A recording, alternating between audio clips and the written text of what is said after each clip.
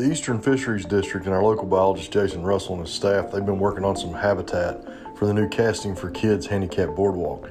You know, you can see here we're pulling up on it, and we're going to take a look at some of this structure on live sonar. And you can clearly see, you know, the corrugated pipe. There's 5 pieces coming up, you know, out of the top. You can clearly see that standing up, you know, these clusters of structure here. You can actually see some fish just cruising around. You know, a lot of bank fishermen. One of the most encouraging things about this project so far has been the number of fishermen that you see every night, you know, taking advantage of this boardwalk and the opportunity it gives, you know, them to possibly catch a fish. But, you know, the Casting for Kids organization, the Tallahassee Shriners, you know, and everyone involved, Johnson County Fiscal Court, Paintsville Tourism, you know, this project's just a home run success for our community. You know, this is an awesome project. Can't wait to see, you know, how this habitat works out long term.